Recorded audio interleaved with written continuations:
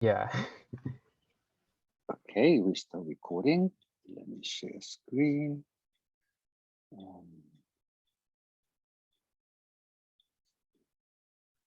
Okay.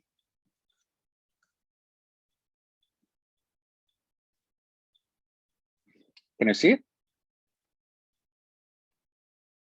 Okay, good. Thank you, Andy. All right, let's get started. So, next week is spring break, so I'm not going to post a new homework problem today. There will be one posted next Friday, so enjoy the break, but make sure you don't have big parties like they do in Florida and Texas, and stay safe, okay? All right. So we started looking into time-independent perturbation theory, and some of you might have seen this in the quantum mechanics class. So it could be a review, but anyway, we're going to actually use it. So we have developed the formulation. So we talked about the Fermi's golden rule that allowed us to compute, for example, the decay of the 2p state to 1s state. And eventually you're going to get a homework problem next Friday where I will be asking you to compute also a decay rate. This is in some sense, simple one. This is only at the first order perturbation theory because I see only one power of delta H in the matrix element. But many cases we briefly touched on require us to go beyond the first order and fifth perturbation theory. An example we already talked about is 2s state decaying to 1s by emitting 2 photons. So then you have to talk about second order perturbation theory. And the same also applies when you talk about the scattering process. You send in a photon and hit the atom, and the photon gets scattered. And to compute that process, again, you need to go to at least second order perturbation theory. So what we need to develop then is the formulation of time-dependent perturbation theory to the higher orders in perturbation. So that's the discussion we started.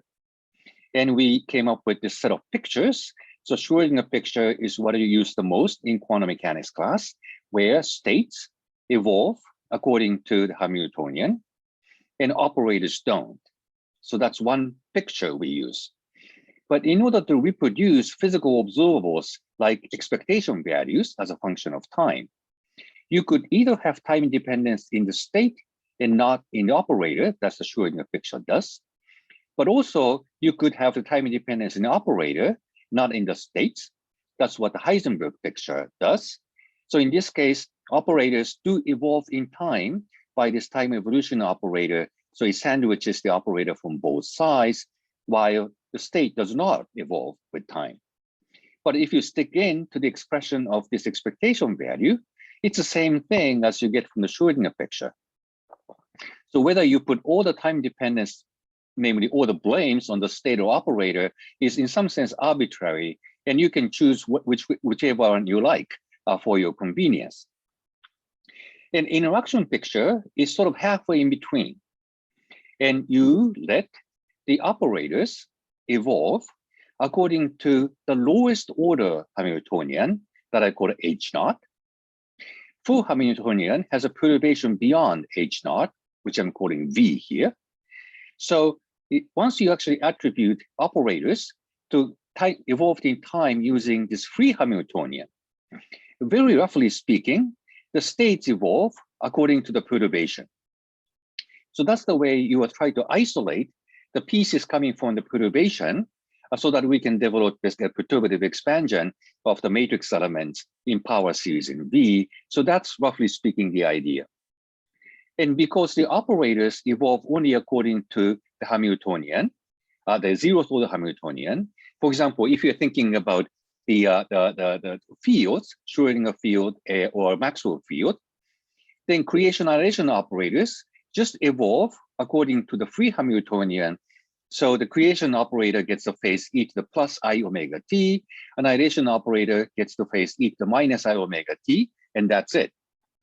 So the time evolution of the operators are actually very simple because it doesn't involve the perturbation. Now all the blames are now put into the time evolution of the states. And because we know time evolution of states in Schrödinger picture goes with the full Hamiltonian H, while we strip off the time evolution due to the free Hamiltonian H0 and put that on the operator side, time evolution of the state is just given by this. e to the minus IHT over H bar, that's the evolution according to full Hamiltonian, and e to the IH naught T over H bar, that's sort of going back in time, feeding off the time evolution according to zeroth order Hamiltonian. So again, very roughly speaking, if you look at the exponents cancel H naught piece, and you're left with V. So then you find that this time evolution happens strictly due to perturbation of the system. So that's how you like to isolate the power series in perturbation V. So that's the basic idea of the interaction picture. But as you already sort of briefly looked at before, canceling H naught in the exponents is not quite the right thing to do because the operators may not commute with each other. You can't freely add the exponents together between two exponentials of operators. So you have to do a clever trick to how to write down this time evolution operator in power series expansion in V. And that's when we start to look into the differential equation. So I may not explain sort of the reason why we started to look into the differential equation, why we wanted to take this interaction picture very well the last time, but I hope that makes sense. So we are basically separating time evolution according to free Hamiltonian. That's something we know very well. In a case of the fields, that just amounts to changing the phase of creation-annihilation operators by the angular frequency omega. So we know exactly what to do there. And then all the issues that has to do with the perturbation of the system are now put into this time evolution operator of the states. And roughly speaking, time evolution is only given by V if you cancel the exponents, H naught pieces from two exponentials, but it's not quite that because of the non-commutativity.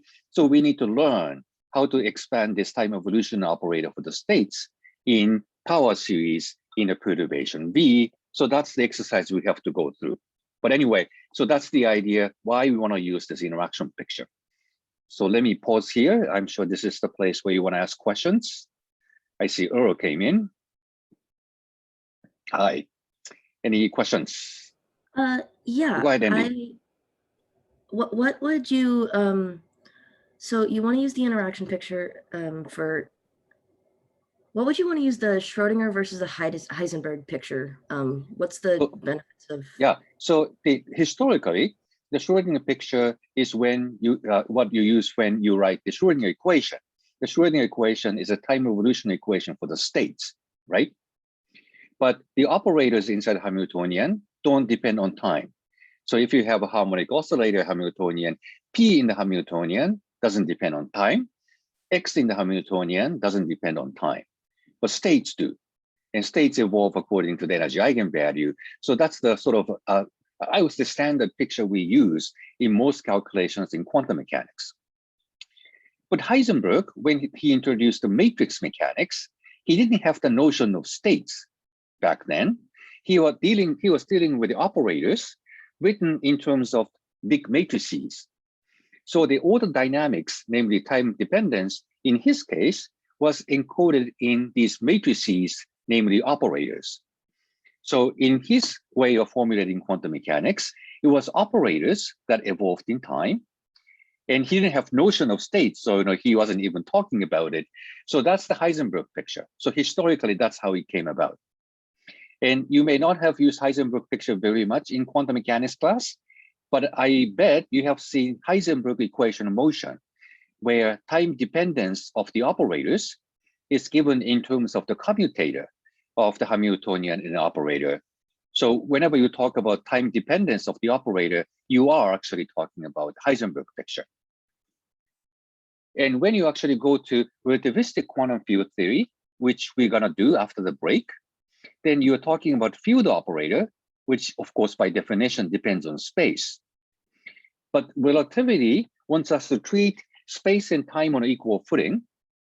So you'd rather want to have time dependence for the field operators so that both space and time dependencies come in for field operators. So it turns out the Heisenberg picture is more natural in relativistic quantum field theory. So even though you may not have used Heisenberg picture very much in quantum mechanics class, from the point of view of relativity, to treat space and time on equal footing, we end up using Heisenberg picture, where a field operator, like vector potential depends both on space, x, and time, t, and we're going to actually deal with that. Does that answer your question, Andy? Yes, it does. Thank you very much. Great, great. Any other questions? And I hope at least you got this idea why we would like to use interaction picture, and the reason being that time evolution of the operator according to H0 is something we know exactly what it is. Time dependence of the states then is not something we know exactly, but because H0 piece roughly speaking cancels, the time evolution happens only 3V, and therefore it can isolate the perturbative expansion due to this perturbation V in the Hamiltonian. So that's exactly what we like to do now. So we look at this time evolution operator for the state, and we try to explicitly expand this out in power series in perturbation V, and that's what we like to do right here. Okay, so we have this time evolution operator, which has this H0 and H, and the difference between H0 and H is the perturbation V, and this is how the states evolve. And the operators evolve according to this free Hamiltonian H0. So that's the interaction picture. And then we start to look into this differential equation. So at this stage, you may not have sort of a scene why we have to take the derivative with time when we know exactly the expression for the time evolution operator UI. But as I said, we'd like to do a power series expansion in V, looking at this expression of e to the IH0 t, e to the minus IHT. It's not quite an expansion in V yet because H0 and H do not commute. So we need to take care of this non-commutative nature among these operators H0, V, and H. Yet we'd like to come up with a power series expansion in V. So it turns out that taking derivative once and then integrate is the way we can actually achieve that goal. And it sounds like a roundabout way of doing it, but you see how exactly that works out. So by taking time derivative can hit t in the first exponential, that pulls out H0. Time derivative can hit the second exponential, and then that pulls out H. And then you see that H0 pieces really do cancel, and you're left with just V inside these parentheses. So now you start to see that this is indeed power series expansion in V. And I'm still left with the e to the IH0 t over h bar up front, and e to the minus IHT over h bar at the very end. Then I stick in the two exponential operators in between, and they are meant to cancel with each other. So I'm not changing the result. This is just one. But once you actually stick in this one in here, you see that second last factors is precisely UI, what we wanted to solve for. So that's UI over here. And these three factors together is a definition of the time of evolution of operators in an interaction picture that goes only by H0. That doesn't include perturbation in the exponent. So this V together with these exponentials is what we write VI. So perturbation Hamiltonian in the interaction picture as a function of time, following this definition of the time evolution operators in an interaction picture. So now you see that this differential equation is very simple. When you take time derivative of UI, that will pull out VI. So again, very naively, you will conclude that then UI should be given by exponential of VI integrated over time.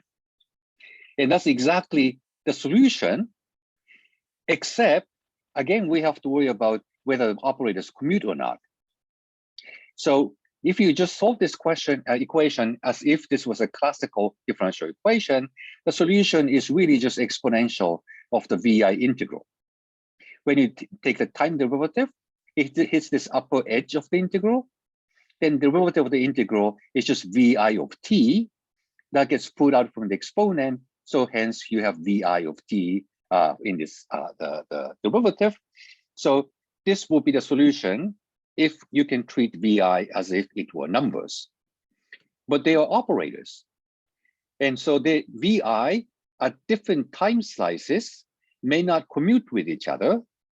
And that's why we have to worry about the ordering of those operators. And it turns out that the correct ordering among these operators turns out to be what is called the time ordering. And that's seen by the symbol T. So time ordered product is defined to be just lining up operators according to the order of times. You always write earlier operators to the right and later operators to the left. So if we are talking about time ordered product for two operators at time T1 and T2, if you are in a situation that T2 is earlier than T1, you write it this way. The B of T2 is written on the right, A of T1 is written on the left. But if you're in a different regime where T1 is actually earlier than T2, then again, you write the earlier operator, in this case, A of T1 on the right, and a later operator, namely B of T2 on the left.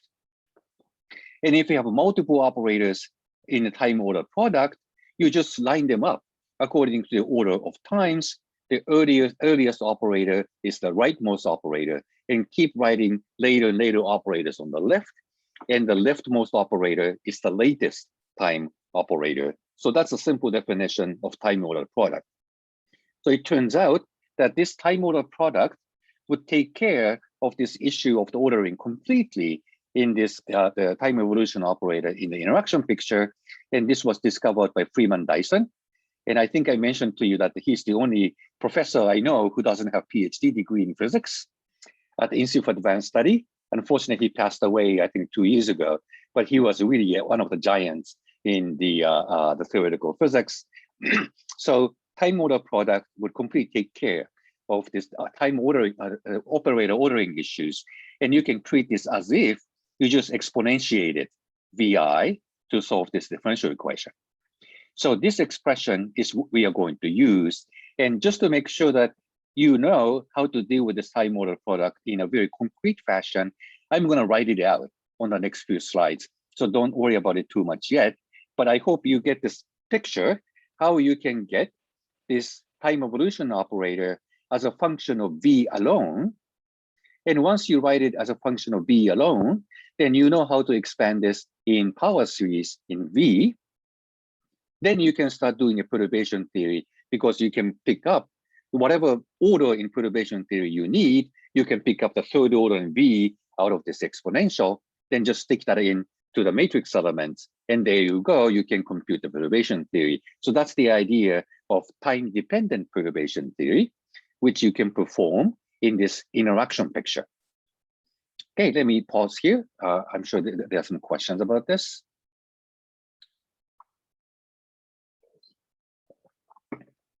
No? Andy squinting, so something puzzles you. I was mostly just wondering why we put the later time, like why we need to put the later time in the front for this time ordered product. Yeah, so that's an excellent question. So very roughly speaking, that's because when I wrote down this differential equation, VIT is on the left. And if you think of this time evolution from time Ti, some initial time, to time T, VI of T is the latest moment in the whole time evolution you're talking about. So that's why later operator is on the left.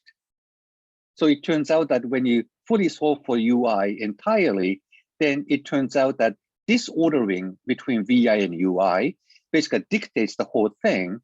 And so you are now stuck with this convention that the latermost operator is always on the left, and hence the time ordering. So that's, roughly speaking, the idea where it comes from. Does that make sense? Yes, thank you very much. Okay, good. Any other questions? And also, the reason why VI is on the left, if you go back with the original equation here, has to do with the fact that this is acting on the ket. This one acts on the bra. So the ket evolves according to e to the minus ht, right? So that's a full Hamiltonian. So this is the something we can blame Dirac on. So according to Dirac's formulation, ket is the state which is always written on the right.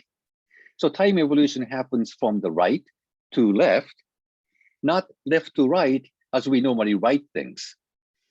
So maybe secretly Dirac was Jewish or Arabic, that he writes everything from the right to left or something. Of course he wasn't, but anyway.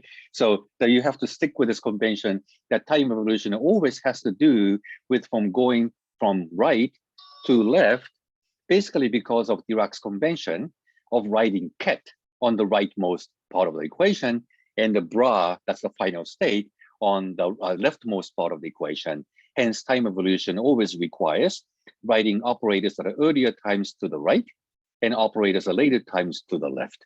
So everything is basically dictated by that. Thank you for asking that question, Andy. Any other questions?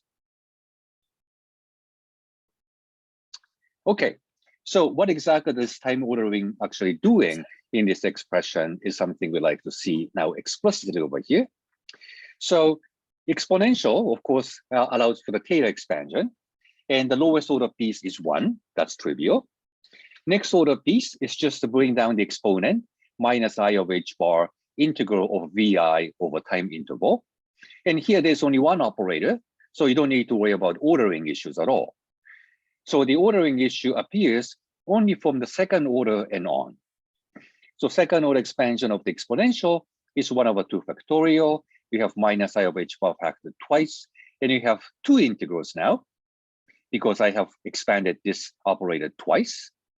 And so I have an integral over T1 and T2, and integrand is now a product of 2 VI operators.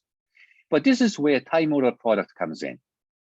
So when I write these 2 VI operators, in principle, T1 and T2 are independent variables. So you have both choices of T1 being later, that's the bottom half of this triangle on T1, T2 plane, or T1 being earlier, that's the upper triangle on this T1, T2 plane.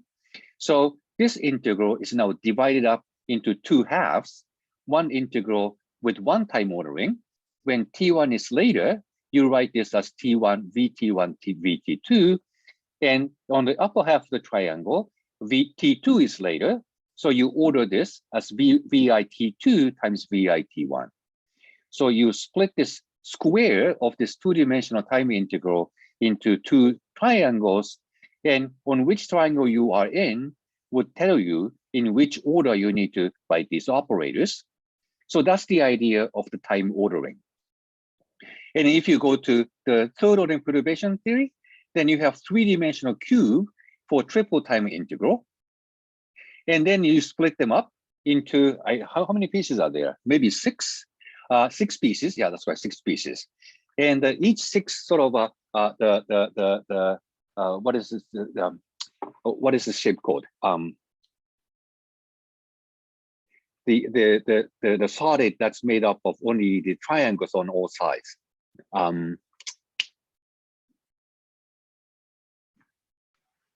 Pyramid? Yeah, so no, pyramid has the square at the bottom, right? I forgot the name of the polygon. Is it? Hey, come on, somebody should remember this. Triangular pyramidal, maybe? No. No? Okay. No. So the 12 faces thing is dodecahedron, something like hedron.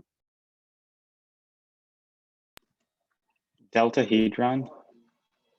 I just looked this up. Tetrahedron, that's right. Because I'm they're pretty 4 sure it's an sides. icosahedron. Icosahedron, I think, has the one. Maybe tetrahedron is the case when all triangles are the same. Icosahedron. Wait. Icosa is 12 in Greek, isn't it?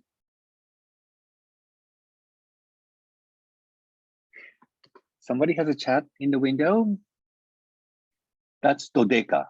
Icosa is 20. I see. Dodeca is 12 then. And tetrahedron is 4 faces. So that's the one we're going to use here. So this cube is now divided up into 6 tetrahedra. And so in each tetrahedron, you write the operators, 3 operators, according to the time ordering.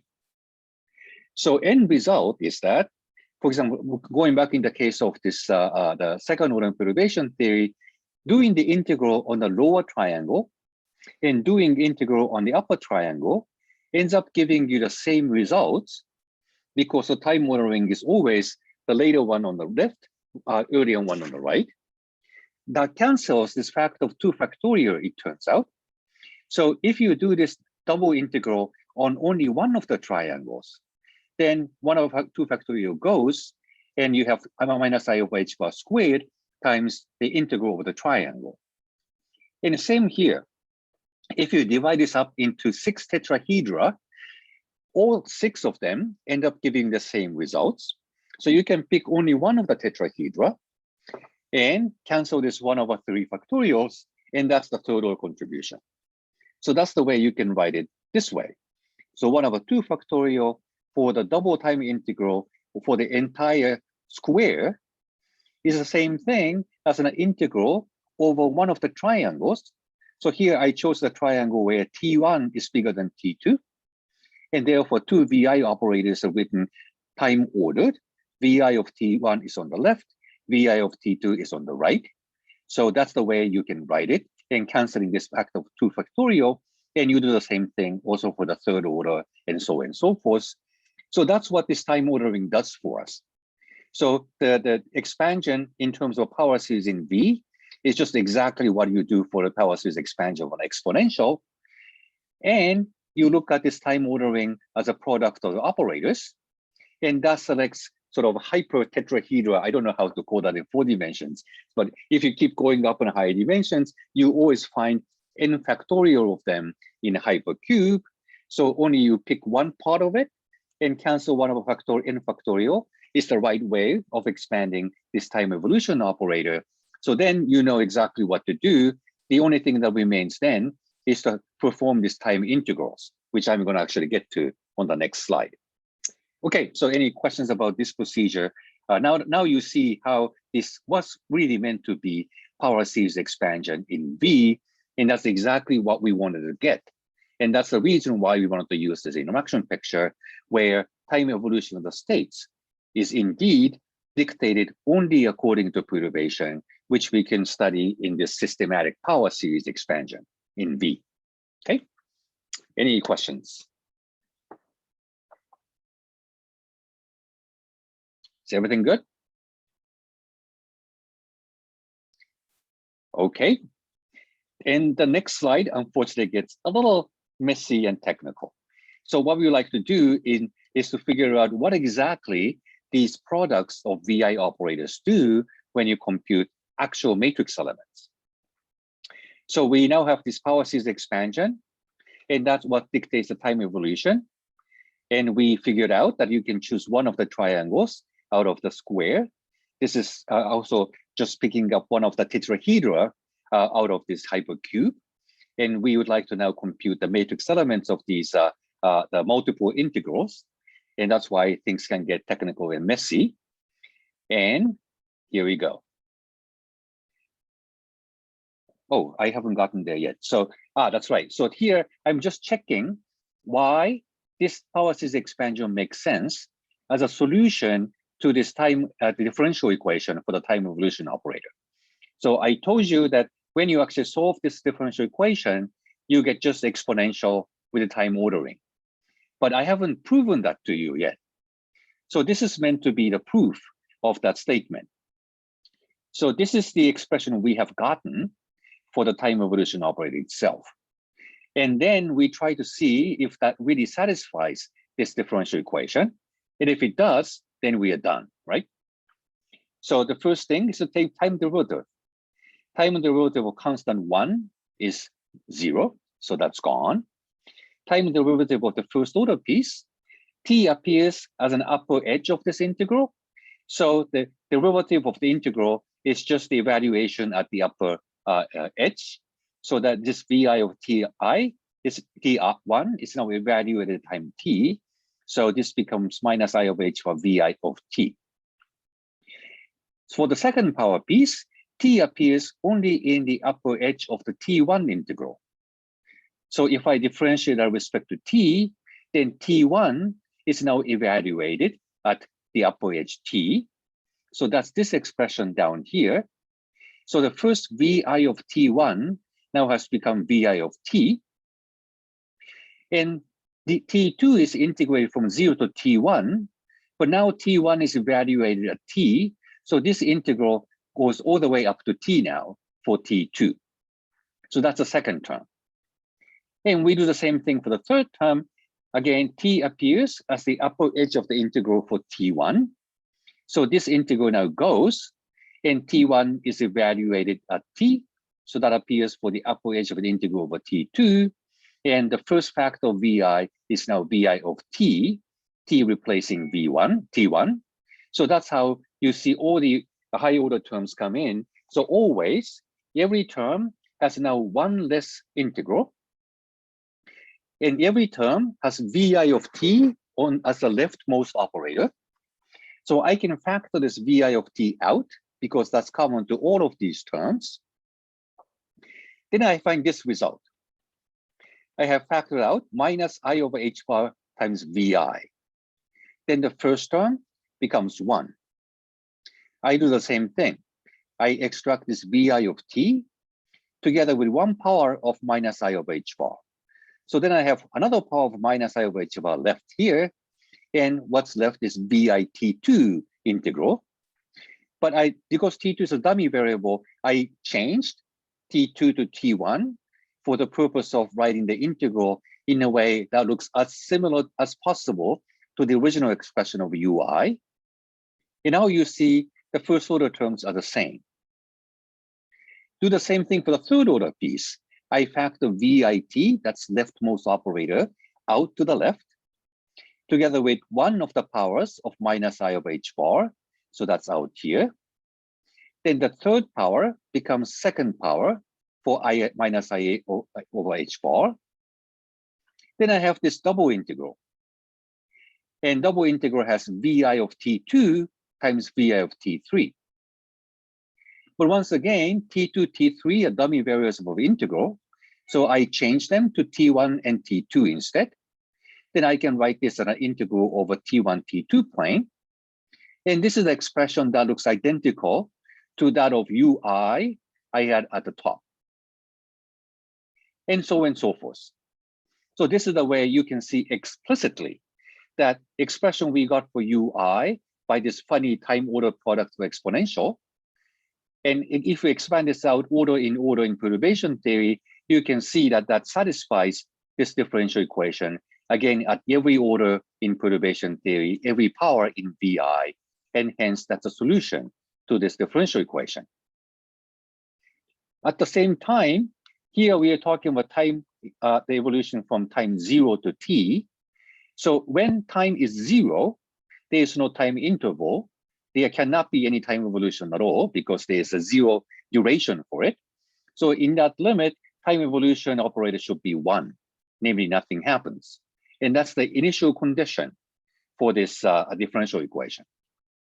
So because this is a first order differential equation in time, if the solution satisfies this differential equation and satisfies one boundary condition, because it's a first order equation, then that dictates the solution completely. And we have verified initial condition 1, we have verified it satisfies the differential equation, and hence this is the unique solution to this differential equation, then you are done. So that's how you know that the solution to this differential equation is unique and is given by the time order product of exponential, which is expanded in this the power series fashion as a function of V. So now you know this is a solution, then you can go ahead and use that. So that's the idea. Okay, any questions about verifying that this is indeed the solution to this differential equation? Does it make sense? Any concerns? Anything confusing? No? Okay, so I hope you are now convinced that this power series expansion is indeed the correct time evolution operator in the interaction picture. And then what's left to be done is this integral over time intervals. And then we need to figure out how to do that. So that's coming. So first of all, we'd like to reproduce Fermi's golden rule at the first order in perturbation theory, because that's what the Fermi's golden rule was meant to be. So how does that work? So in that case, we are focusing on this first term in power series expansion, minus I of h bar, a time integral of Vi of T1 and dt_T1. So you stick this into the matrix element from some initial state I to some final state F. Again, time flows from right to left, blame Dirac. So I just take in a time evolution operator in between here. So I'm putting this first order term in V between initial state I and final state F. But now we remember that Vi of T has a time evolution according to the free Hamiltonian H0. So if I write out this Vi of T, that is the same thing as V with e to the minus IH0 T on the right and e to the plus IH0 T on the left. And e to the minus IH0 T of H bar acting on the ket I would pull out the eigenvalue of the initial state under H0, EI, initial state energy, and e to the plus IH0 T over H bar operator acting on the bra F will pull out energy eigenvalue EF. That's the eigenvalue of H0 operator for the final state F. So all the time dependencies are now extracted from this matrix element in this exponential factor. So matrix element itself now doesn't depend on time. I is the initial state, that's an eigenstate of H0. You have this perturbation B, and F is the final state of eigenstate H0 with eigenvalue EF. And those eigenvalues are now in the exponent, and all there needs to be done is the time integral of this simple exponential factor. And that's something we know how to do.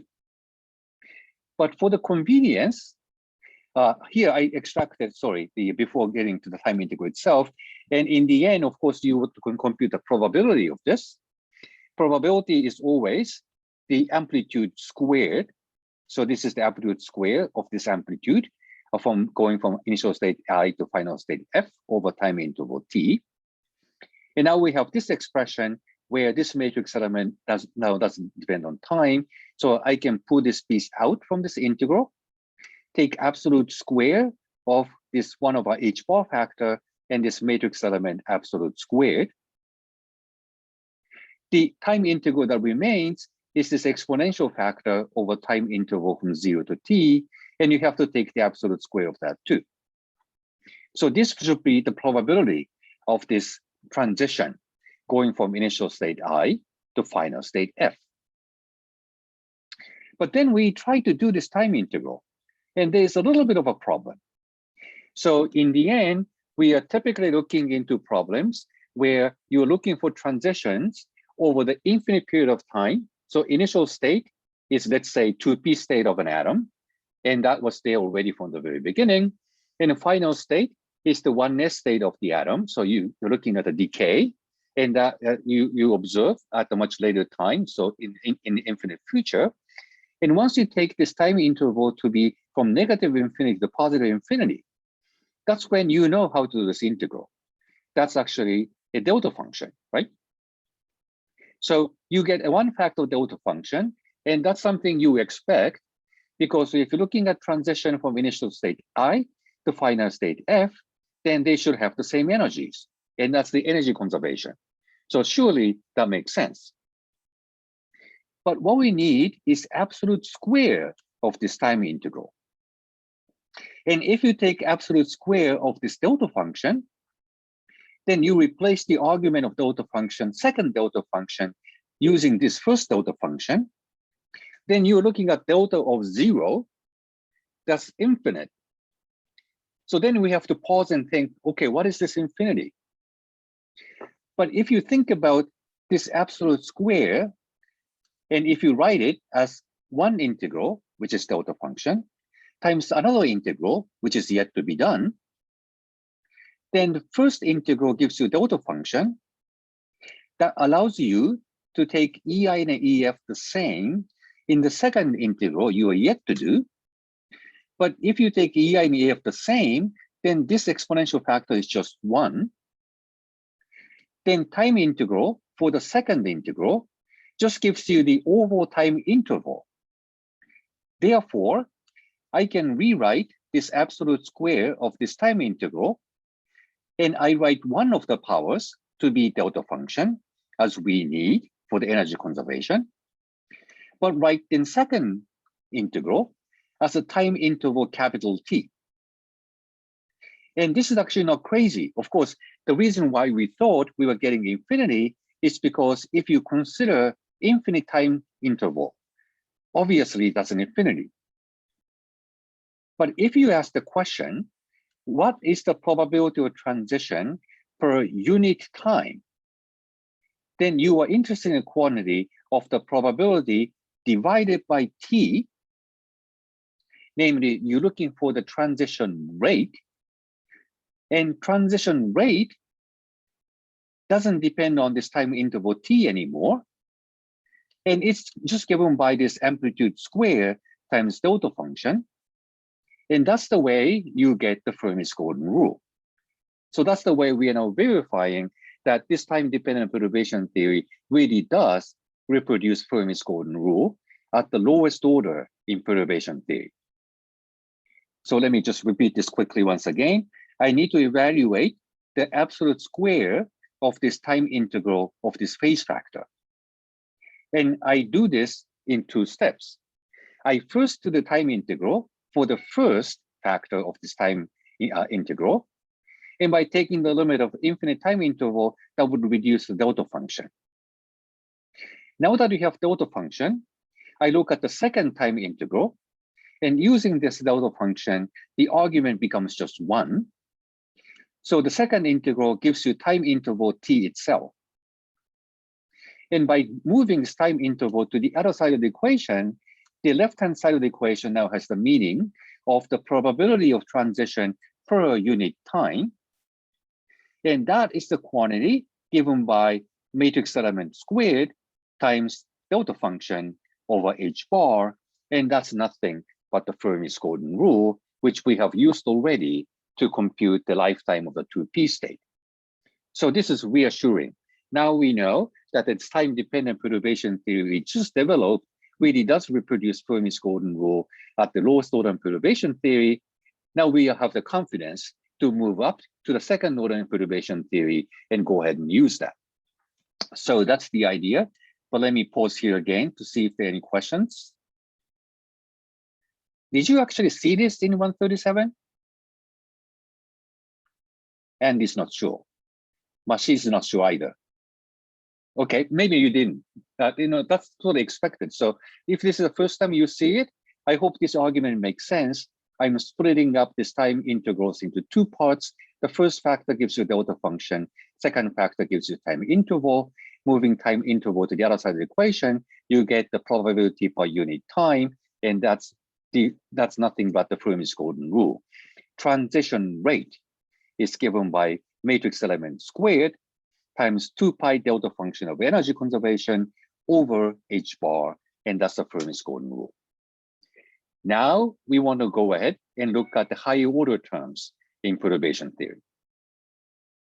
Okay, so this is the higher order term at the second order in perturbation theory. And what we would like to do is the same thing.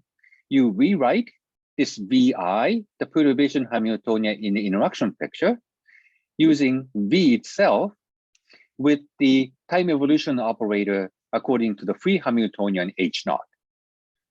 The only difference is that I have now 2 factors of them inside this matrix element from initial state I to final state F.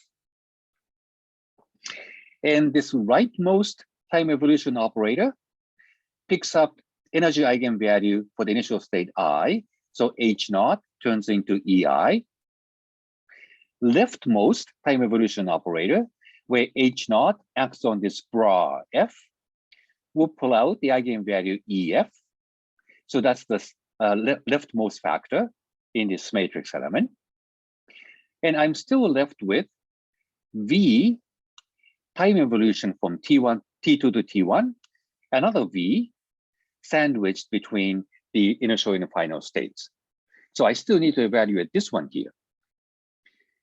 But you know what to do with this. If you insert the complete set of states in between this V, first V, and this exponential factor, the first one becomes just a matrix element between I, V, and M. And then this exponential factor will pick up the energy eigenvalue of this state M, that's EM in the exponent. And the last factor is MVF. So now this time evolution is now broken up into pieces where I have one matrix element going from initial state I to some state M.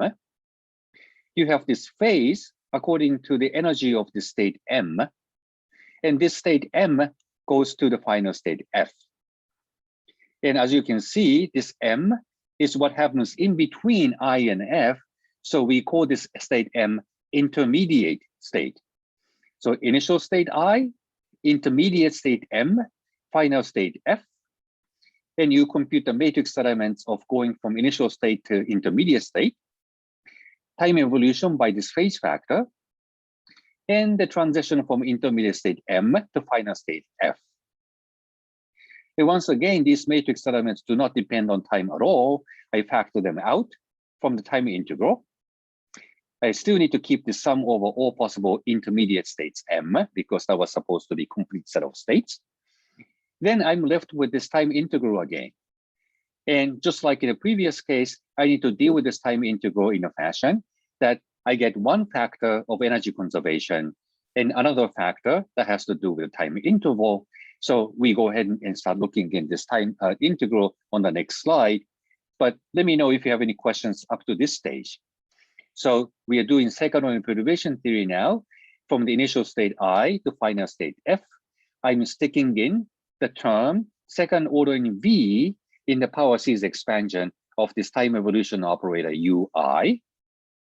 And I evaluate this matrix element by using this complete set of states inserted in the middle. And M is an intermediate state. Then the final amplitude is written as a transition from initial state I to intermediate state M using perturbation Hamiltonian V. And then next, intermediate state to the final state F, again using this perturbation Hamiltonian V. Then I'm left with this time integral of this phase factor I still need to deal with. Any questions about this?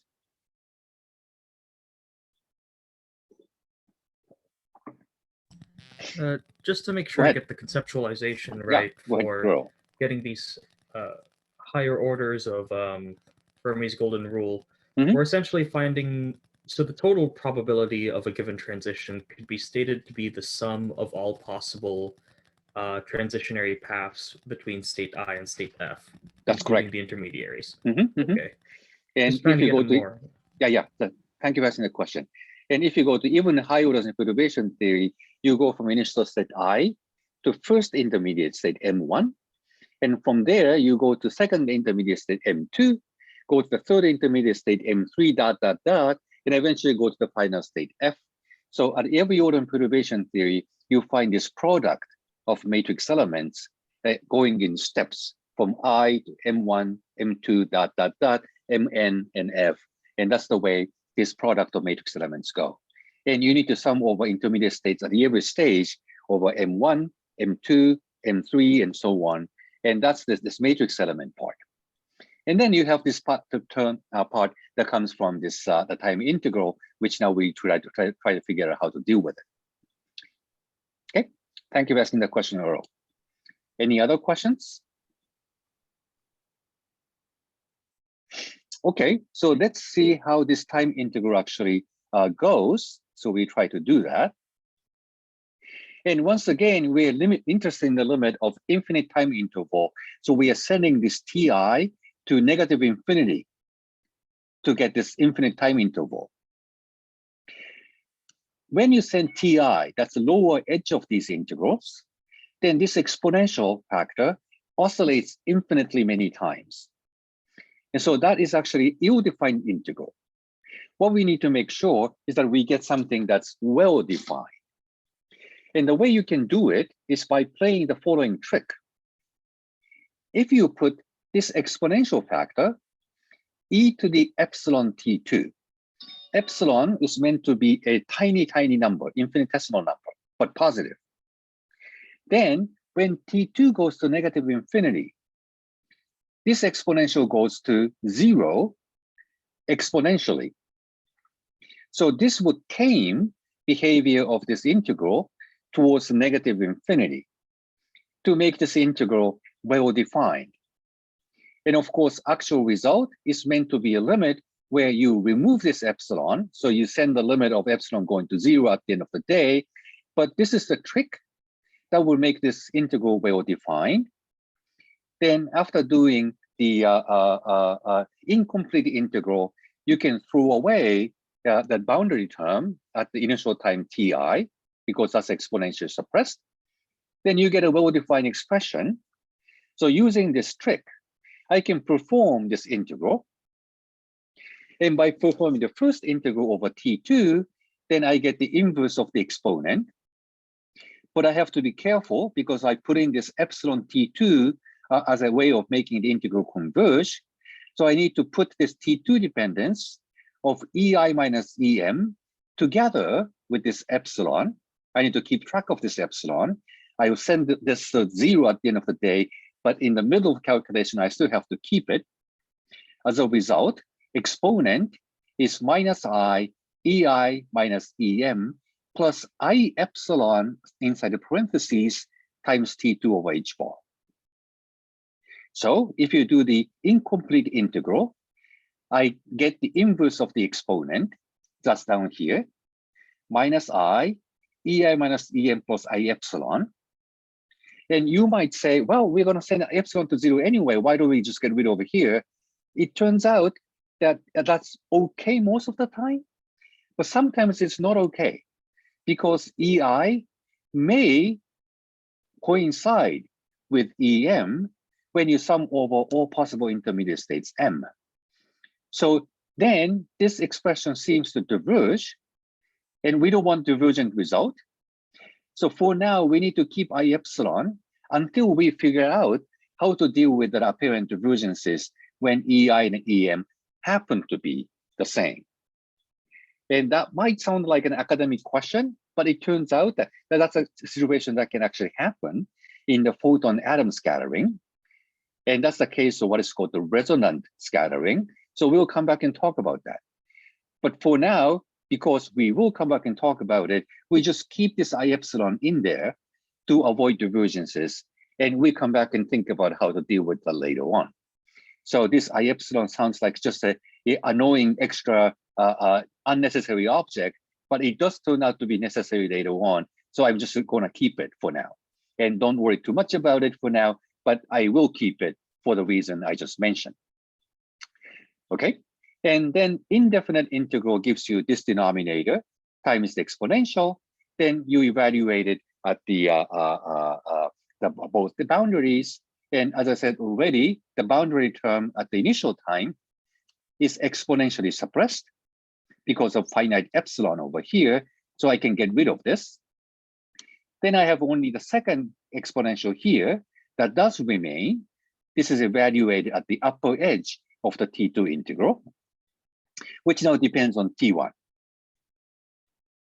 Then putting all these factors together, I rewrite it in the following way.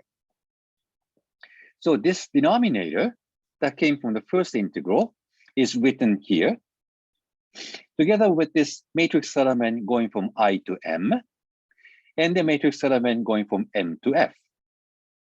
And we know the last factor is the same thing as we have seen before at the first order perturbation theory that reduces to delta function for one factor of this integral. And for the second factor of this integral that reduces the time interval, because you take A amplitude absolute squared. So here I chose to write this delta function, but when you actually take the second factor of this one, I replace it by the time interval. So that's the end result. And here we have done it only at the second order perturbation theory, but you see a pattern emerging. Pattern is you always compute the matrix element of whatever state you have to the next state. In this case, initial state to intermediate state. And for that intermediate state, we put in something called the energy denominator, or sometimes also called propagator, which talks about how the state M evolve from time, certain time slice to another time slice. Then the intermediate state M makes a transition to the next intermediate state. Then you stick in this propagator factor once again, and so on and so forth. And that can be written in the graphical fashion like this. So you go through all these intermediate states by summing up this kind of series. First term, which appeared in Fermi's golden rule, is straight transition from initial state to the final state by this operator V. So that's this first diagram. Second order piece we have seen is that first initial state would make a transition to the intermediate state M using this interaction Hamiltonian V. That's this first matrix element. And this yellow line is this energy denominator or propagator, which is sandwiched in between, and then makes a transition from this intermediate state M to final state F using this perturbation Hamiltonian V. And that's the second diagram. Once you see this diagram, you know exactly what you're supposed to do at the third order. You write I interacting with the Hamiltonian V, going to first intermediate state M1.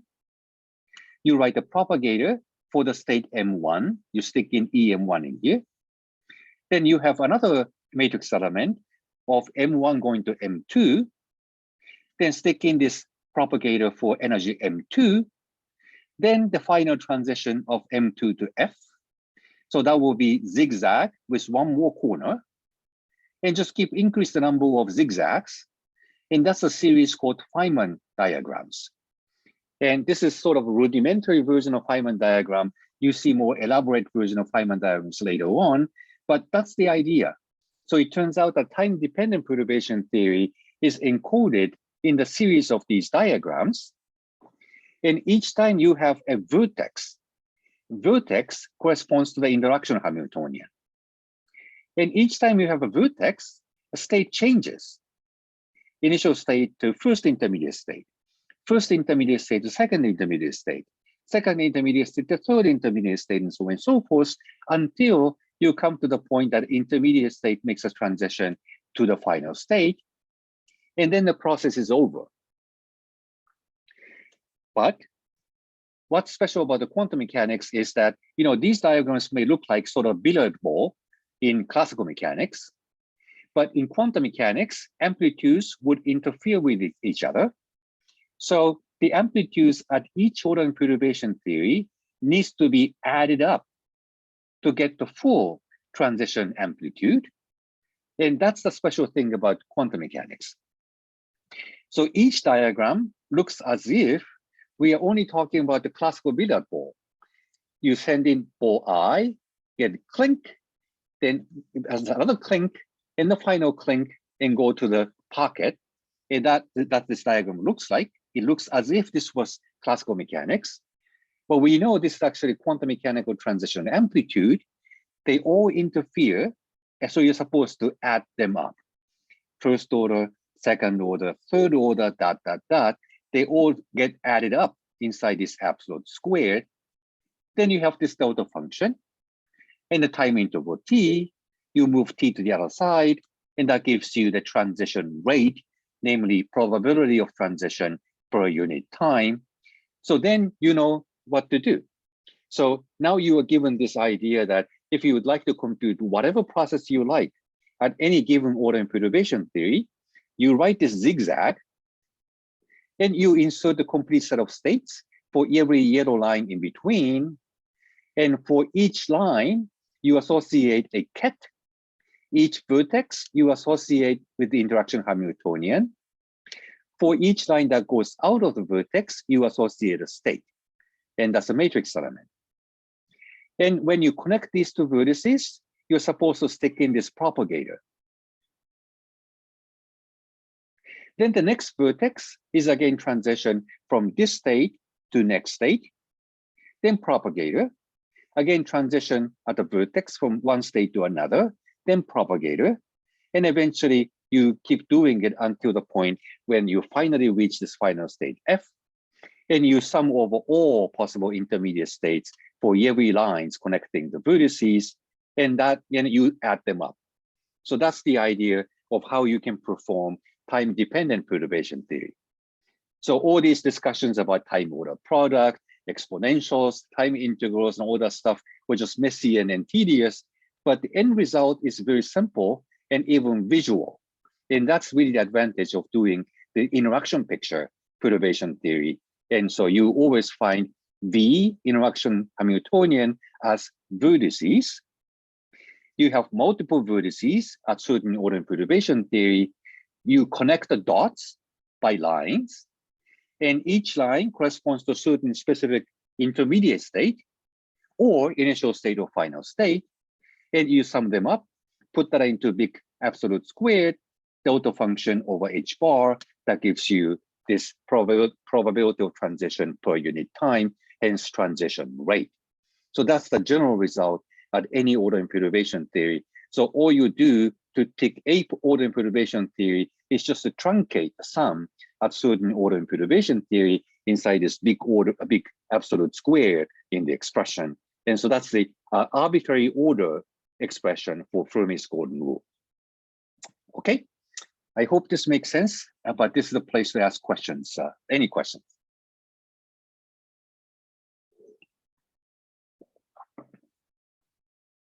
Nope. So these diagrams, I hope, make sense, right? So this kind of really intuitive and a visual thing you can draw. And then we try to actually use this for specific purposes now when we're dealing with this electromagnetism. So in the case of electron interacting with the electromagnetic field, namely vector potential, this was the interaction Hamiltonian. We wrote delta H, but this is something we're writing V for the purpose of this expression. Then we just need to figure out how to use this expression for V for a specific initial state and final state. And then it becomes actually easy to understand. Any questions? Everything okay? All right. Okay, go ahead. Who is it? Just a quick one in noting. Okay. So how did we get rid of the infinity? Because the epsilon is still there, and even if that goes over to 0, if the initial state and m are equal, then that still results in the infinity popping out. Right. So you're completely right. So when EI and EM happen to be the same, then you seem to have this infinity when epsilon goes to 0. But in that case, you need to be a little bit more careful about what you mean by EM. So if you think of this, for example, as initial state, when you send in a photon on top of an atom in the oneness state of the hydrogen atom, the initial state contains atom and a photon. And then it's an interaction. And then intermediate state may be 2p state. And if the energy of the photon in the initial state is such that it exactly corresponds to the energy difference between 1s and 2p states, then this intermediate state is 2p. You manage to excite an atom. But we know that this 2p state actually decays in the end.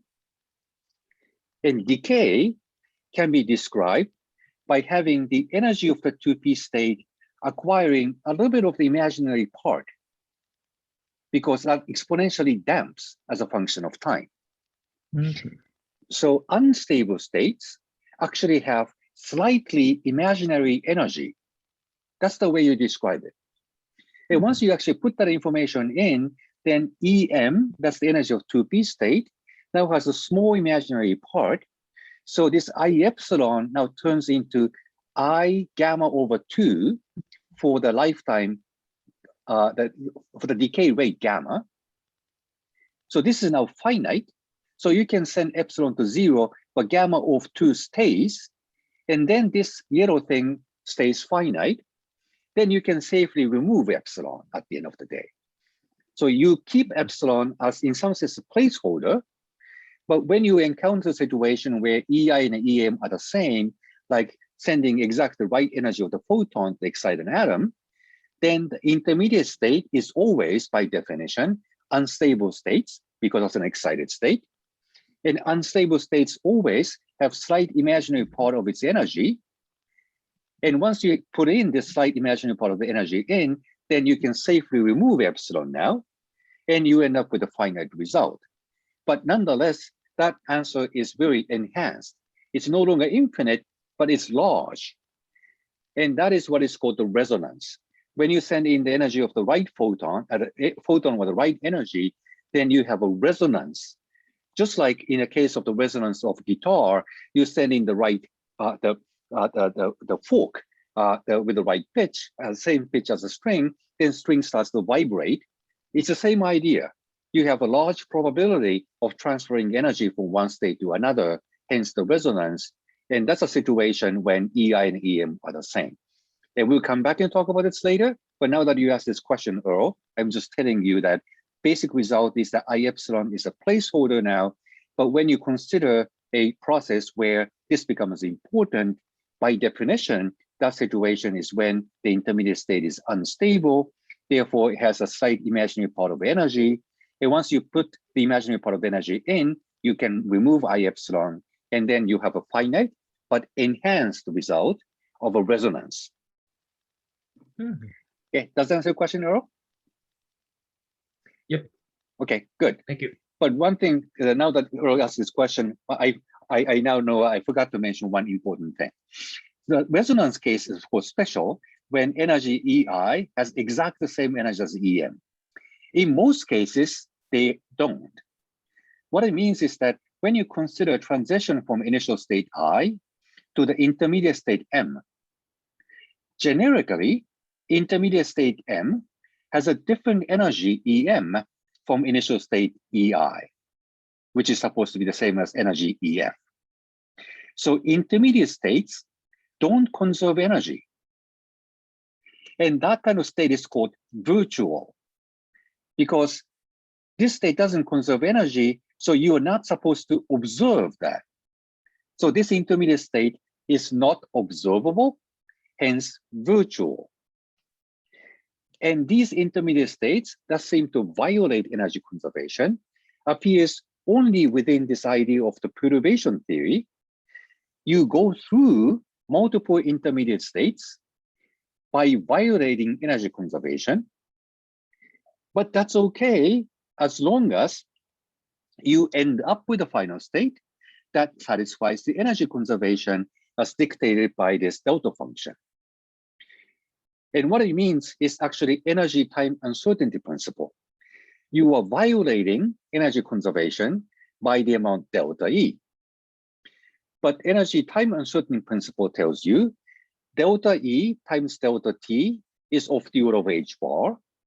So the state that violates energy conservation can be there within the time interval delta T, which is about h bar over delta E. So more you violate energy conservation, you have to quickly take it back. Less you violate energy conservation, you can stay in that situation for a long period of time. Hence, delta E times delta T is order h bar, but delta E can be non-zero. As long as if you wait infinite amount of time when delta T goes to infinity, in that limit, delta E has to go to 0. Therefore, you have to satisfy this delta function of energy conservation. So every intermediate state violates energy conservation. They are short-lived. They live only within the quantum uncertainty. You are not going to observe it. And that's why we call them virtual states. So in the middle of this perturbative expansion, you can go through multiple intermediate states, but those intermediate states generically violate energy conservation.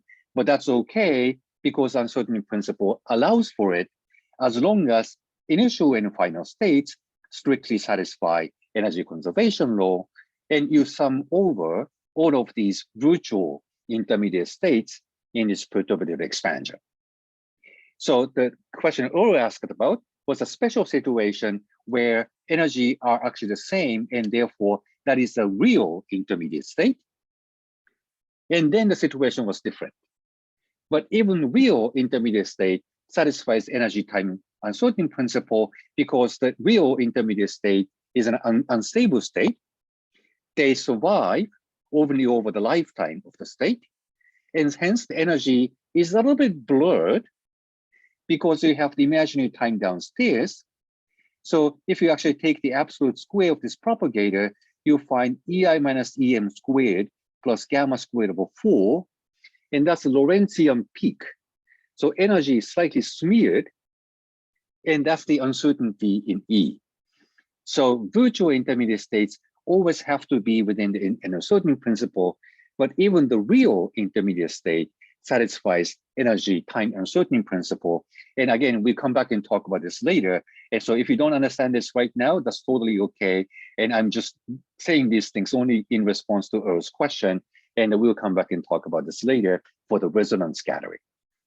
Okay, but the most important thing on this slide is that by writing multiple vertices and by connecting the dots, visually looking at this diagram, you can immediately write down this piece in perturbation theory for the amplitude. You take the grand sum, take absolute squared, multiply with delta function of h bar is how you get the transition rate. So the rule now came out to be very simple and universal. That's the most important thing on this slide. Any questions about this? Everything okay? All right, so now we'd like to apply this for a concrete problem to see how that goes using this interaction of electron with the electromagnetic field. So this is what we talked about before. So if you are looking at a 2s state to 1s state, you are supposed to emit 2 photons, I told you. And one of you actually asked this question about it. I forgot who that was, I'm sorry. And so this is something we need to compute. And looking at this expression at the second order perturbation theory, you can now identify 2 ways that can happen. First way is that I pick this last term in V or delta H, and the last term has 2 powers of vector potential A in it, and vector potential has 1 power of the creation operator. So this A squared operator can create 2 photons at once. So I can use this A squared operator at the first order perturbation theory to go straight from 2s state to 1s state with 2 photons. Initial state is 2s hydrogen with no photons. V with A squared has 2 creation operators for photons. So you can create 2 photons so that the final state now has 2 photons together with electron in 1s state. So that's something you can get from the first term in the perturbation theory, which has 2 powers of E, E, E. Now there's another contribution. Initial state with this the Hamiltonian V using this P dot A term. This is linear in A, which contains the creation operator. So this operator can create only 1 photon. So the initial state 2s can make transition to, let's say, 2p plus 1 photon. This intermediate state has 2p plus 1 photon. And you have this propagator with the energy of 2p state plus 1 photon. So that state doesn't have same energy as EI because there's an extra photon here. And then comes the second matrix element of M, that's a 2p plus photon, making transition to create 1 additional photon using vector potential, so that final state has now 2 photons and 1s state. So that's the second contribution. So this goes through the intermediate state of electron in 2p plus 1 photon, so that you make the first transition from 2s to 1s by emitting 1 photon in this step, another photon for the second step, and you have emitted 2 photons altogether. And interaction Hamiltonian has power E. You use it twice. So the second term is also order E squared, E being the charge of the electron. So the first order term and second order term, it looks like they come in a different order in perturbation theory. But if you correctly look at the power in E or find structure constant, that appears at the second order in E for both terms. And therefore, it makes sense to sum them up. In other words, both of these terms appear at the second order in E in perturbative expansion, and that would complete the calculation of the amplitude, going from 2s state to 1s state by emitting 2 photons. That's the way you used this the second order perturbation theory to compute the transition rate. And you can see now clearly that 2 photons are emitted from the transition from 2s to 1s. Any questions about this?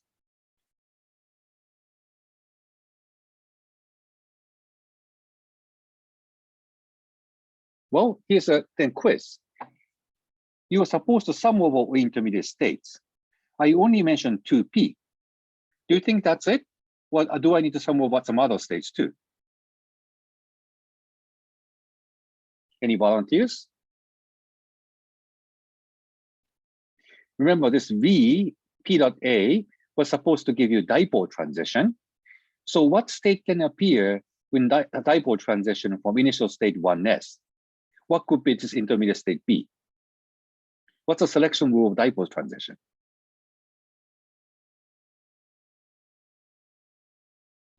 Okay, in case you don't remember, the selection rule was delta L is 1. This is S state with L equals 0. With dipole transition, you can make a transition to L equal 1 state. So any P states can contribute. So you have to consider this one too, and that one too, and every P states in the hydrogen atom. And this clearly shows that you are violating energy conservation law, because by emitting a photon, you are going up to excited states. Clearly, energy conservation is not satisfied, but as I emphasized in the previous state, that's okay, as long as you make a transition to the final state that satisfies the energy conservation. So if you're a banker working at a bank, but you forgot to bring your wallet, you'd like to go out to lunch, well, you don't have money. So you take some of the bank cash in your pocket, and if you get a little bit of money, maybe your manager wouldn't notice it for a while, so you got a larger delta T. But if you grab $1,000, then manager would probably notice right away, so you have very limited delta T before you can bring the money back. And so that's the kind of idea. You do violate money conservation or energy conservation, but as long as it's brief, it's okay to make even a transition to borrow money to go all the way up to high energy states, as long as you give it back in a specified time so that end result satisfies energy conservation. And that's the spirit of this time-dependent perturbation theory. So let me just go ahead and use it for now. And I don't do full calculation because that's way beyond the technical difficulties we like to do in this class. But you can just do a very simple order of magnitude estimates, counting the powers in alpha. And 2p to 1s transition, as you have seen, happened at order alpha cube. But this 2s to 1s transition we're talking about, that emits 2 photons, at the end of the day, is much more suppressed. That goes with alpha to the 10th power. So there is a power of alpha 5 to alpha 10th, 5 powers of alpha difference in the end result. And as a result, the 3 powers, I'm sorry. I have to actually do the correct counting here. And so if you do a dedicated calculation, that gives you actually almost a second scale lifetime of the 2s state. And this is really metastable. It's pretty long-lived compared to how quickly 2p state decays within nanosecond time scale. And this long lifetime is actually very difficult to measure. Long lifetime means it's a very rare process. So instead, experiments will look at higher atoms with much bigger charges, so Z factor is bigger, that would make the lifetime shorter and transition rate larger. And by stripping off all the electrons except for one, you mimic the situation of the hydrogen atom. You put the electron in 2s orbital and watch the decay down to 1s by emitting 2 photons. Here's the theory, here's the experiment. Again, you see very good agreement between theory and experiments. So this is the first example where we can use the second order perturbation theory to compute a concrete process. And second order perturbation obviously is more suppressed than first order perturbation theory by higher powers in alpha. Hence the decay rate is smaller, lifetime longer. And that's something you can measure and compare with experiments, and they agree well. So that's how photon works.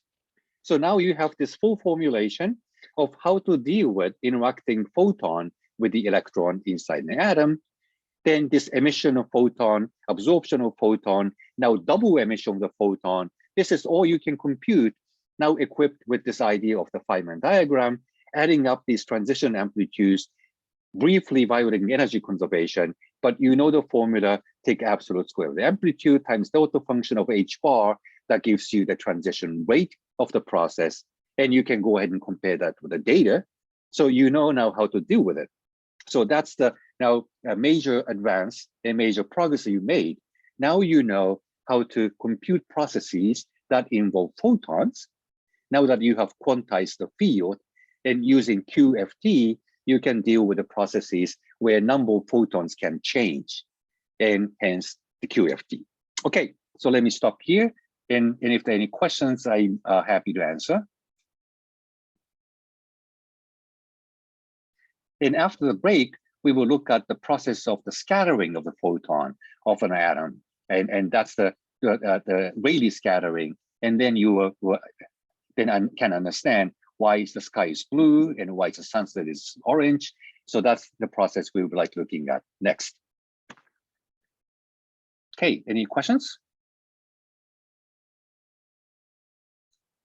All right, then have a nice break, and no big parties, but nonetheless enjoy the break.